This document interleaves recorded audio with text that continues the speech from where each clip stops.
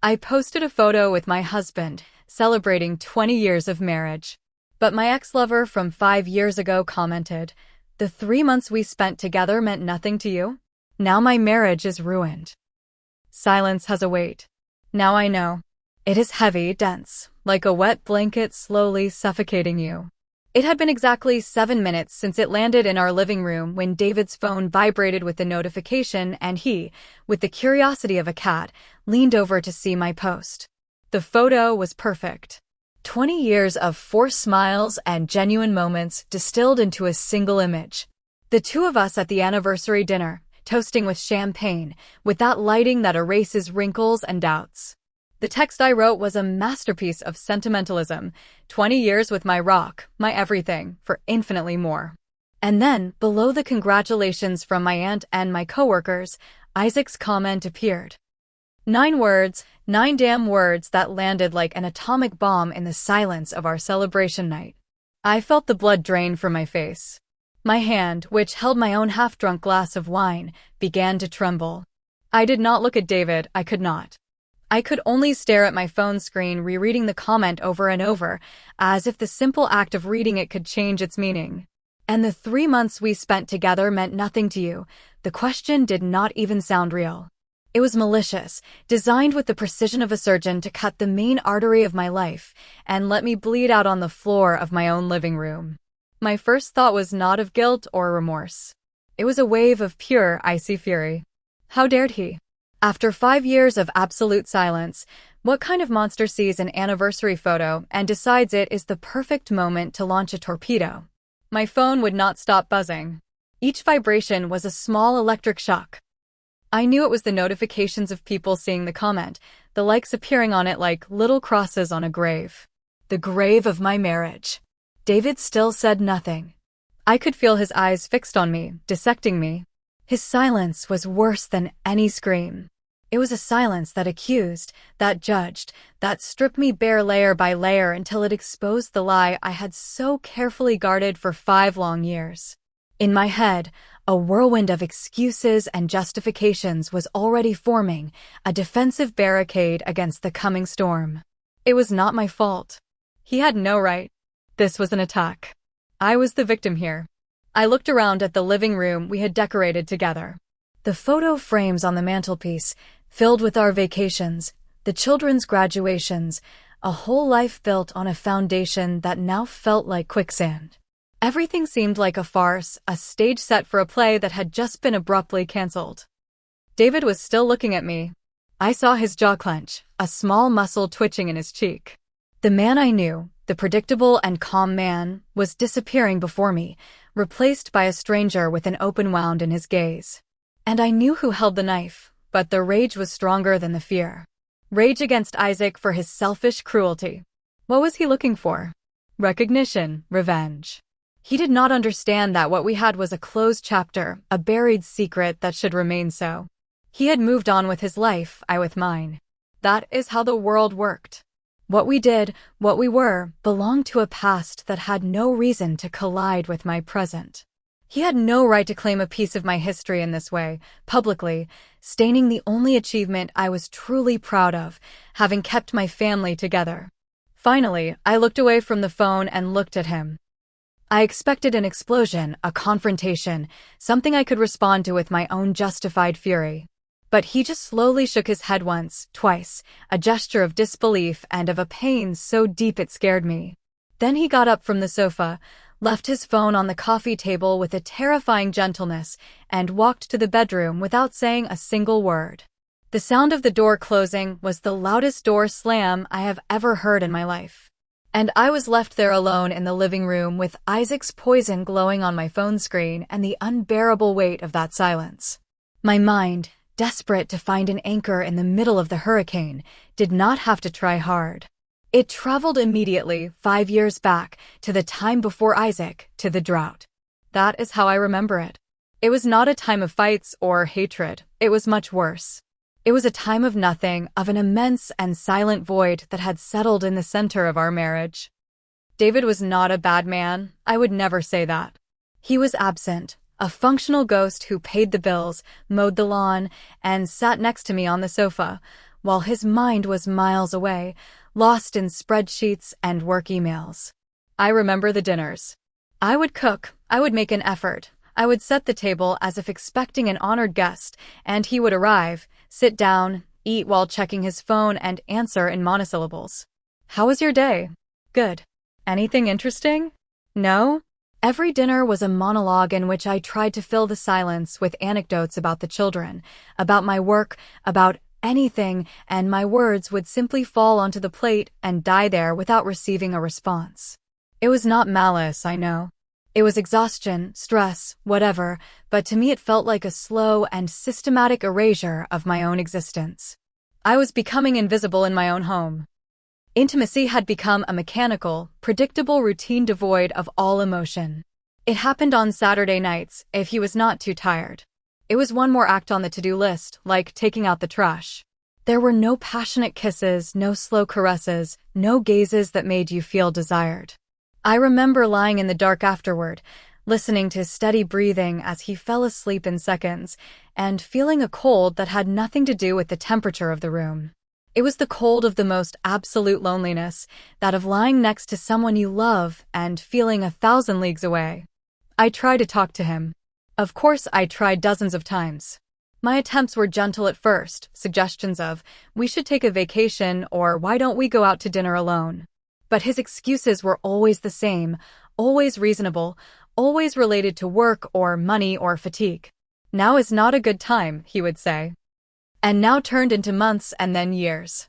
My attempts became more desperate, more direct. One night, I told him with tears in my eyes, I feel like you do not see me anymore. He looked at me with an expression of genuine confusion and said, of course I see you. I am here. No, he did not get it. He did not understand that his physical presence was not enough. I needed his soul to be present too. And so, little by little, I stopped trying. I resigned myself to living with the ghost. I focused on the children, on my work, on the garden. I built a small world for myself within our house, a world in which I did not need his validation to feel alive, but it was a fragile world, and at night loneliness always found a way to seep through the cracks. I was not looking for an affair. I swear on my life I was not. I am not that kind of woman, but I was hungry. Hungry for a real conversation, for a look that truly saw me, for a hand that touched me as if I mattered. David, in his distraction, had created a perfect vacuum, a hollow space in my life and in my heart, and nature, as they say, abhors a vacuum. He did not push me into the arms of another man with cruelty or abuse. He did it with something much more subtle and perhaps more painful, with his complete and absolute indifference. He simply left the door wide open, and one day someone else walked in. Isaac came into my life like a gust of fresh air in a room that had been closed for years. I met him in a creative writing workshop, something I started doing for myself to have a space that was not defined by being someone's wife or someone's mother. He was there, 2 seats to my right. The first time we really talked was during the coffee break. I had read a small excerpt of a story I was writing, something silly about a woman who talked to her plants. People smiled politely, but Isaac approached me afterward and said, I loved that. The way you described the protagonist's loneliness was so real. And he looked at me. He really looked at me. That was the first time in years I felt that someone not only heard me, but listened to me. Our conversations became the highlight of my week. We talked about books, about movies, about dreams we had abandoned. He was a curious soul.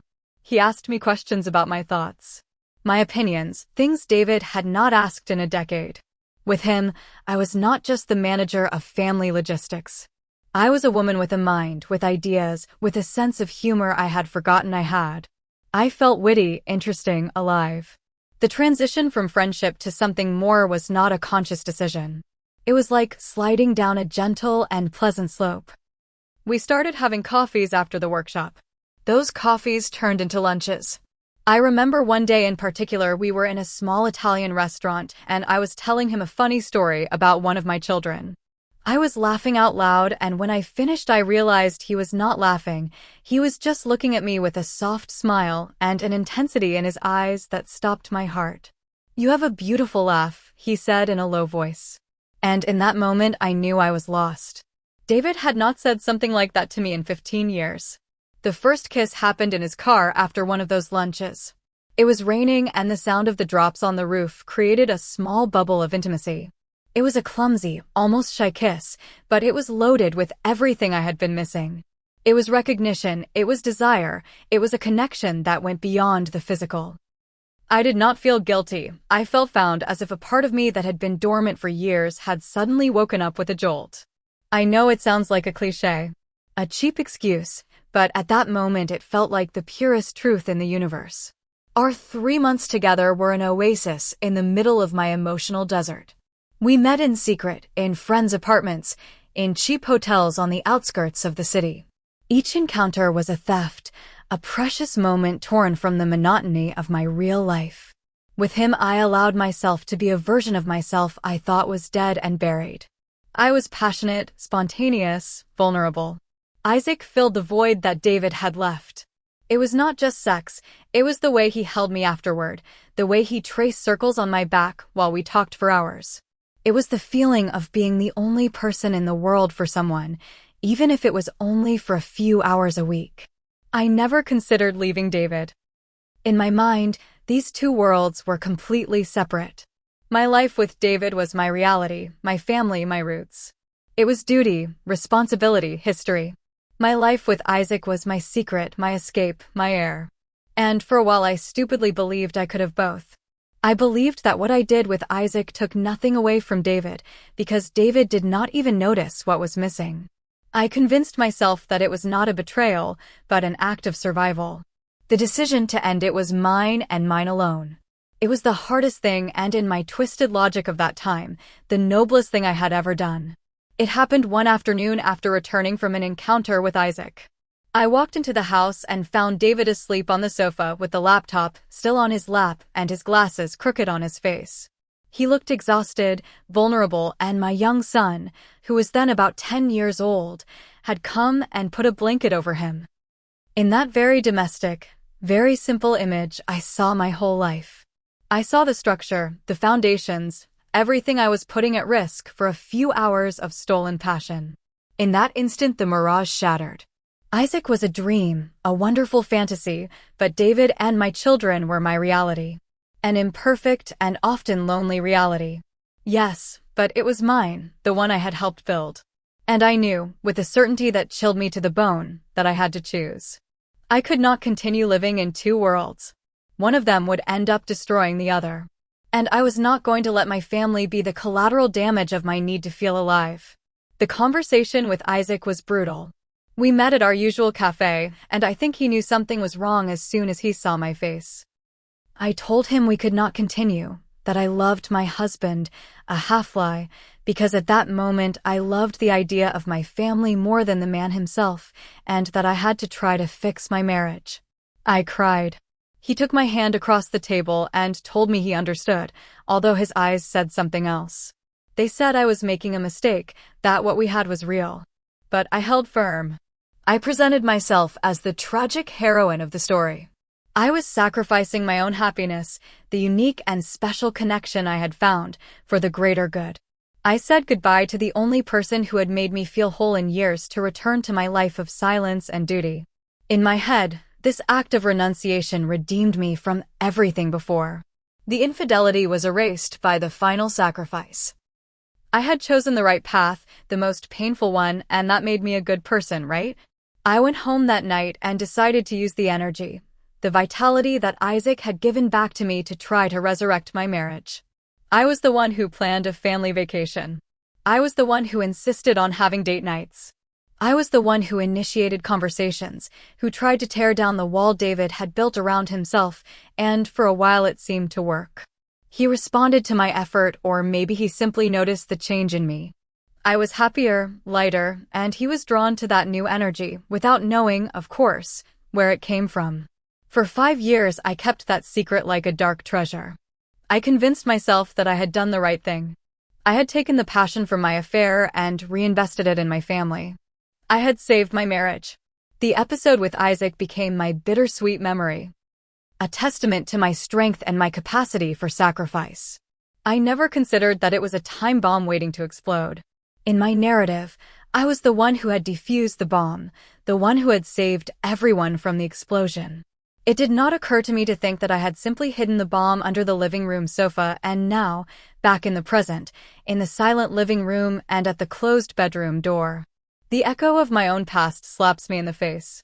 The door finally opens and David comes out. There is no fury on his face, only an infinite weariness, a disappointment so deep it seems to have aged him 10 years in 10 minutes. He sits in the armchair opposite me, not on the sofa beside me. The space between us feels like a canyon. I wait for the screams, the accusations, the how could you, but his first words completely disarm me. 5 years, he says, and his voice is barely a broken whisper. 5 years. Every time you told me you loved me. Every anniversary we celebrated, last year's vacation, it was all a lie. His question is not about Isaac, it is not about sex, it is about time, about the 5 years of lies that stretch between then and now. And I honestly do not know how to answer that, because in my head it was not a lie, it was a necessary omission, it was protection. My brain, in total self-defense mode, clings to the only narrative it knows, that of the indignant justifier. A lie.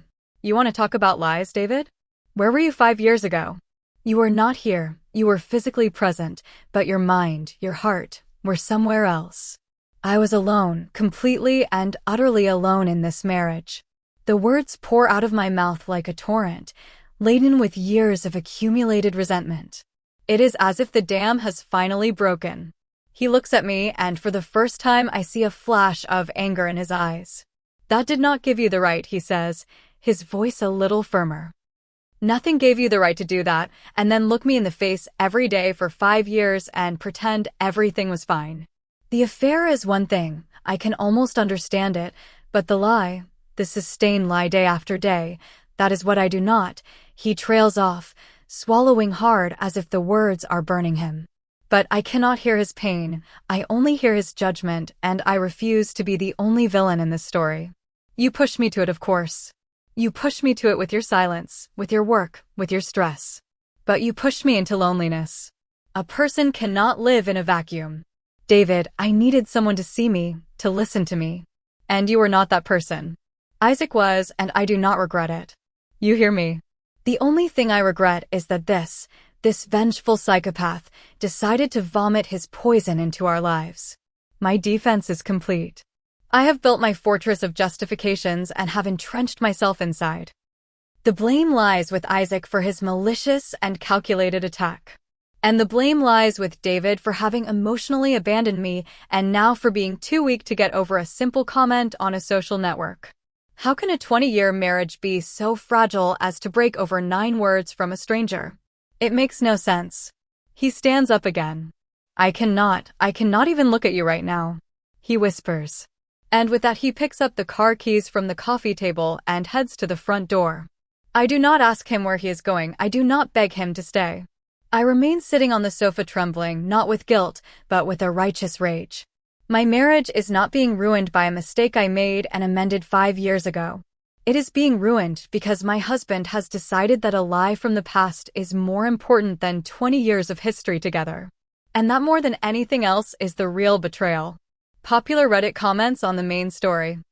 Anonymous user 1 up. I am sorry, but you are the only one responsible here. You focus so much on how your husband was emotionally distant and how Isaac made you feel alive. That is a textbook justification. You could have gone to couples therapy, you could have given him an ultimatum, you could have gotten a divorce. Instead, you chose the easiest and most selfish option, having an affair and then lying about it for 5 years. The problem is not the comment, the problem is that the lie existed. Isaac did not ruin your marriage. He just turned on the light in a room that was already full of dynamite that you yourself placed. OP's reply. It is very easy to judge from the outside when you have no idea what it is like to feel like a piece of furniture in your own home. Therapy, an ultimatum. Do you think I did not try? My pleas bounced off a wall of indifference. What I had with Isaac was not just an affair, it was a human connection that saved me from disappearing completely. And yes, I lied. I lied to protect my family, to keep it together, something that people like you cannot seem to understand. I sacrificed my own happiness to fix things, and it worked for 5 years. So no, I did not place the dynamite. The loneliness that he himself created did. Anonymous user 2. The part that chills me is that your main emotion is anger towards Isaac, not remorse for betraying your husband. You call him a vengeful psychopath. Have you stopped to think about his perspective? Maybe seeing your post about 20 years of perfect love hurt him. Maybe he felt that his connection with you, which was so vital to you, was completely erased and denied. His action was terrible, but your complete lack of empathy or self-awareness is what is truly scary. You are more concerned with your public image and your perfect narrative than with the pain you have caused. OP's reply: empathy for him. Seriously, I have to feel empathy for the man who with a single click decided to detonate my life out of pure selfishness. Just because my happiness hurt him does not give him the right to destroy the happiness of others. He knew I was married. He knew what was at stake. If what we had was so real to him, he should have respected my decision to end it and leave me in peace. Instead, he waited 5 years to stab me in the back. No, I do not feel empathy, I feel rage. And it is a completely justified rage. He is the villain here. No matter how you try to spin it. Anonymous user 3. You say David is weak for letting a comment ruin 20 years. Up. The comment did not ruin anything. The comment revealed the truth. He is not reacting to Isaac's words. He is reacting to the fact that the last 5 years of his life, a quarter of his marriage, have been a farce. Every I love you, every intimate moment, every future plan you have made in that time is now tainted. It is not weakness, it is an unfathomable pain.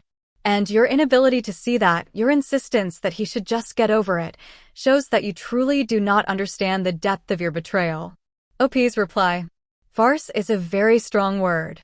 Were the laughs on vacation a farce? The way we supported each other when his mother got sick? No, those moments were real. What I had with Isaac gave me the strength to create those real moments.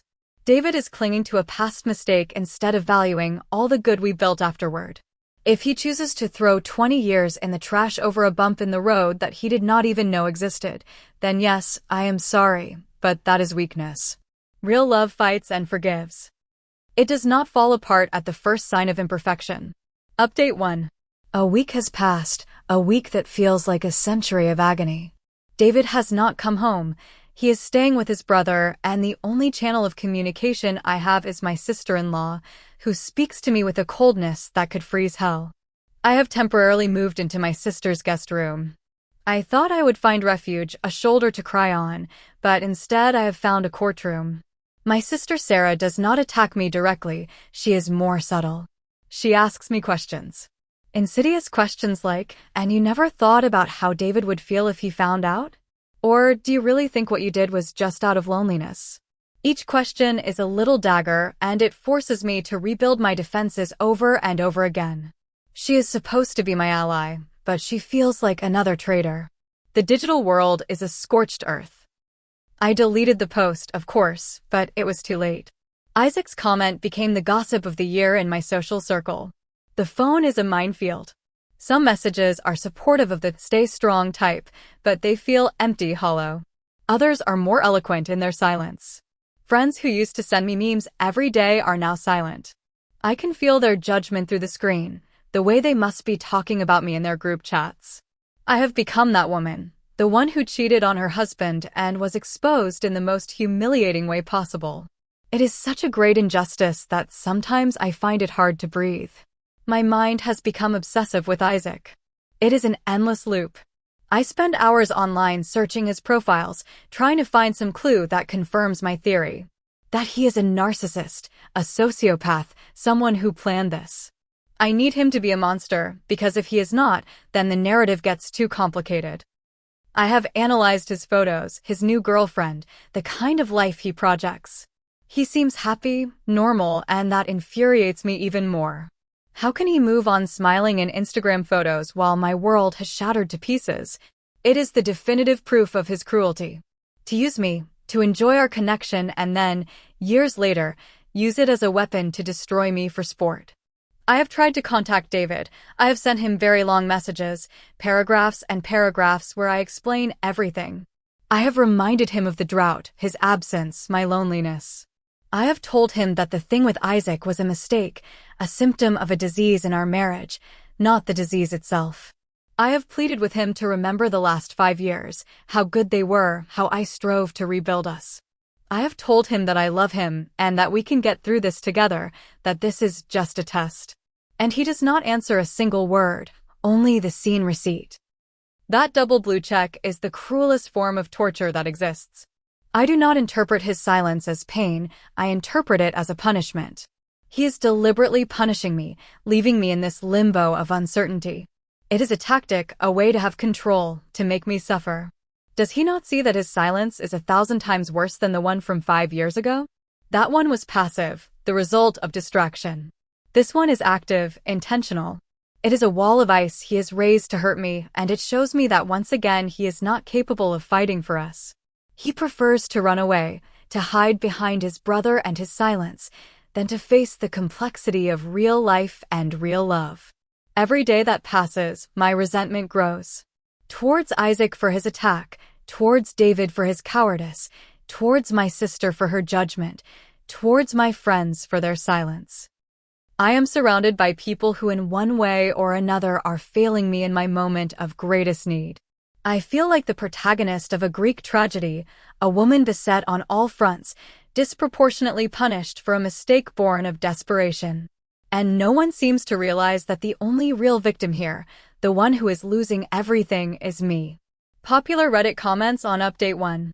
Anonymous user 4OP. Your sister is not judging you, she is trying to make you see reality. Those insidious questions are the same ones you should be asking yourself. And your husband's silence is not an active punishment. It is probably the sound of a man whose heart has been shattered and who has not the faintest idea how to process 5 years of deception. You are so deep in your victim role that you are unable to see the pain of others. He does not owe you an immediate response. You owe yourself an honest reflection, and you are not doing it. OP's reply. Honest reflection. I have done nothing else for a week. I have analyzed every second of my life for the last 6 years. And my conclusion is the same. I made a mistake, yes, but I amended it in the only way I knew how, by saving my family. David's silence is a punishment. If he were simply hurt, he would talk, he would scream, he would say something to me. Total and absolute silence is a conscious choice to hurt me, to keep me in suspense. And my sister, who should support me unconditionally, has chosen the side of the judges. It is incredible how when a woman makes a mistake, everyone unites to stone her. Anonymous user 5. Your obsession with painting Isaac as a monster is very telling. You need him to be the absolute villain, so you can absolve yourself of any significant responsibility. You say he used your connection as a weapon, and you did not use it.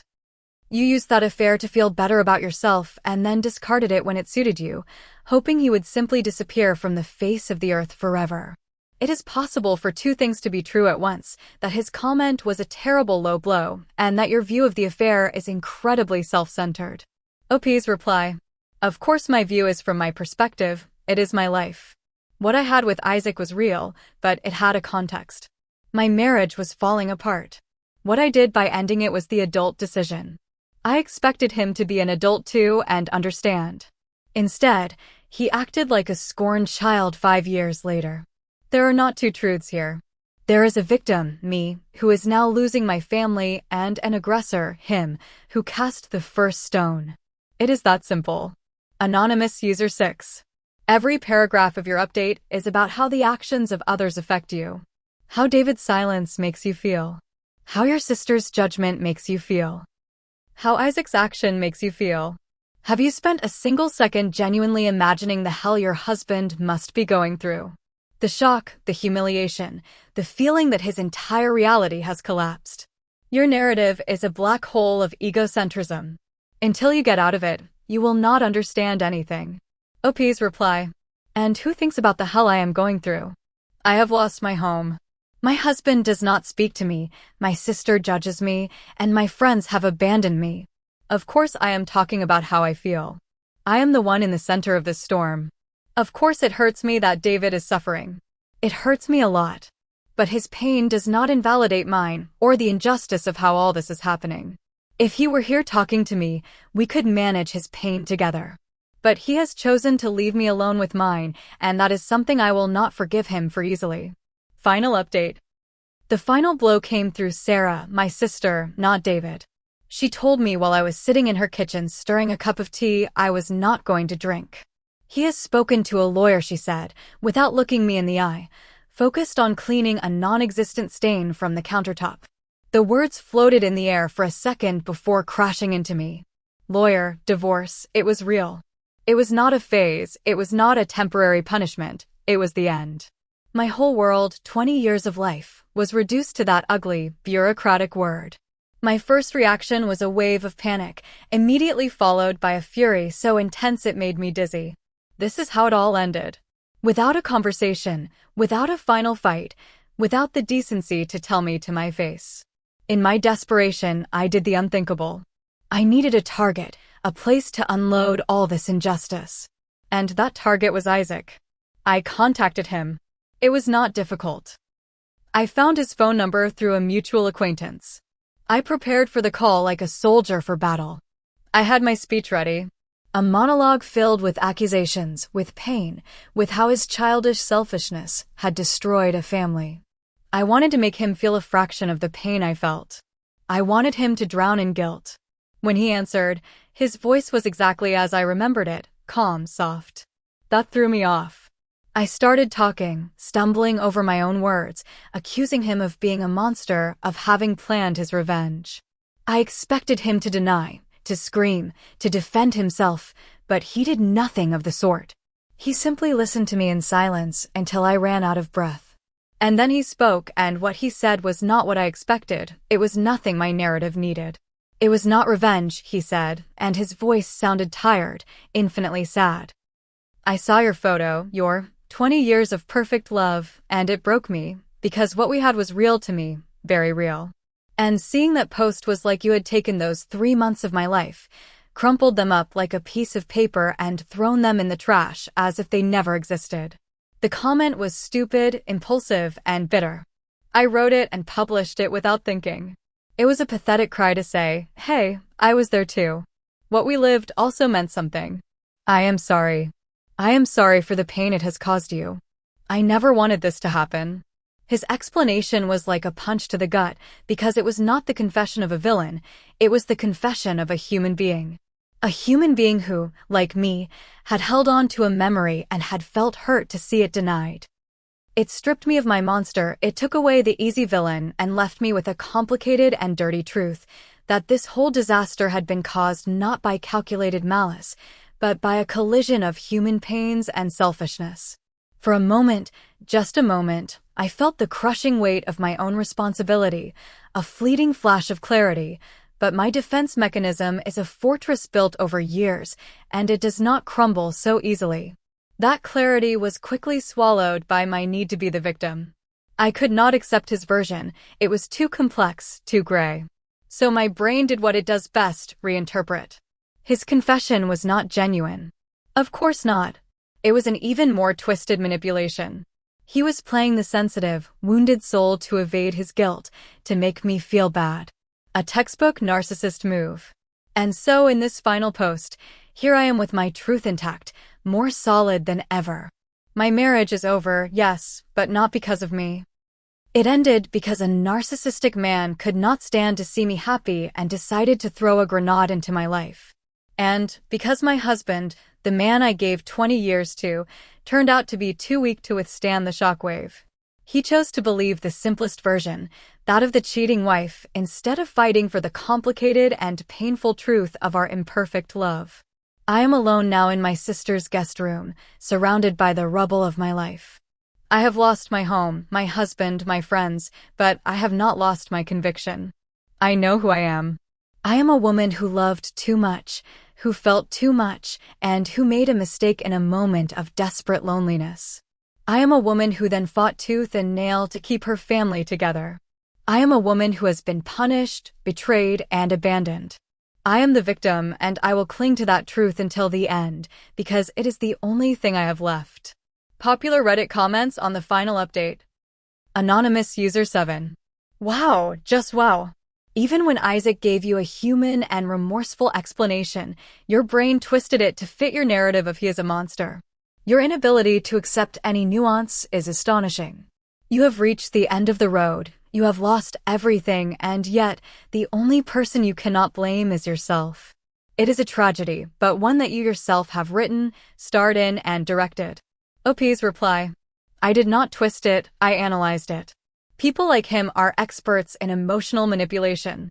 His wounded soul speech is a classic to deflect blame. I am not going to fall into that trap. He knew exactly what he was doing. The tragedy was not written by me, it was written by two men, one who attacked me and another who refused to defend me. Anonymous User 8. Real love fights and forgives. It does not fall apart at the first sign of imperfection. You said that before, OP. An affair and 5 years of lies is not an imperfection. It is a fundamental betrayal that rewrites the history of your relationship. You asked him to fight for a marriage that for him has just been revealed as a lie. You are asking for the impossible. He is not weak, he is devastated, and you still do not see it. OP's reply. I still think it is weakness. People make mistakes. People forgive each other. That is love. If 20 years of history are not enough to get over one mistake, then that history was never as strong as I thought. Maybe I have gotten rid of a man who is not willing to really fight for me. Maybe in the long run this is a liberation. Anonymous User 9. I am very sorry for what has happened to you, really, but the last sentence of your post is the saddest of all. You cling to being the victim because it is the only thing you have left. You have chosen that identity instead of the opportunity to grow, to learn, to accept your share of responsibility and perhaps one day rebuild your life on a more honest foundation. You have been left alone not because the world is unfair, but because you have pushed everyone away with your refusal to look in the mirror. I wish you luck. You will need it. OP's reply. I do not need luck and I do not need lessons from strangers on the internet. I know who I am and I know what happened. The mirror shows me a survivor, not a villain. You can all judge me as much as you want from your keyboards. I am the one who has to live with this, and I will live knowing that my only fault was trying to save something that in the end was not worth saving.